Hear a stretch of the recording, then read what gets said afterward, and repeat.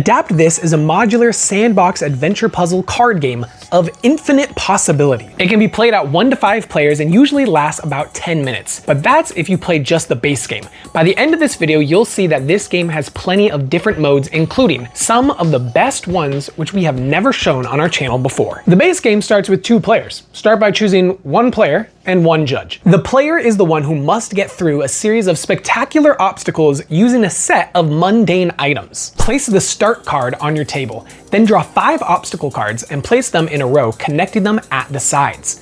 Now place a mission card at the end. There are 7 of them at the moment, and 5 of them add a modifier to the game. Next, draw 5 item cards. Now you have your adventure set. The player will now choose an item card and use their imagination to pass through the first obstacle with that item. Place it next to the obstacle to show that it's been used, and you move on to each one until you make it to the end. The judge will tell you after each card is played if that idea of yours will work. So with that in mind, it's best to play with someone you get along with. So let's say I had a geyser and I had to get through it with some clay. I could clog the geyser with this clay. Now, depending on who you're playing with, that'll work just fine. That's how me and my brother would play this game when we started working on it as kids. But what might be a better way is to have a third person be the judge. And that way both players can have the same judge. But that's not all. This is the game mode section. You could do solo mode. Be a little strict with yourself, set up your own adventure, get your items, and see if you can get through it. By the way, we're gonna be adding tons of expansions to this game. We're gonna make it literally endless, so feel free to leave a comment of what you wanna see added to the game.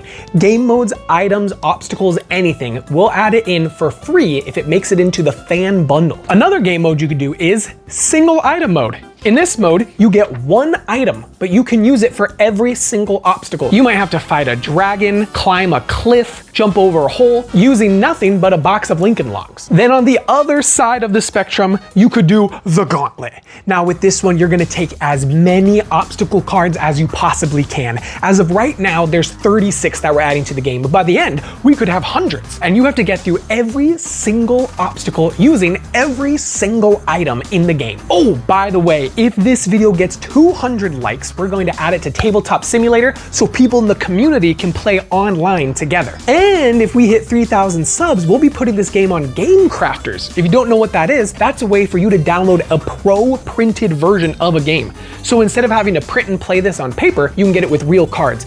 By the way, we know print and play. That's why our games are always black and white with the least amount of color as possible and with the least amount of crazy detail. That way it won't take up a bunch of ink on your printer. You're welcome, we nice like that. Then there's team mode, and if you've been on any of our streams, you've seen this. That's where you get a team of people and each one of them claims 1 obstacle and 1 item at the start of the game. Then the entire team tries to get through the course. But you thought that was all the modes you could do with this. No, we said that this was an endless sandbox card game. There's also enemy mode. Now in this one, you gotta keep that imagination strong because one person's gonna go through the route and they're gonna try and destroy or alter different obstacles as they go.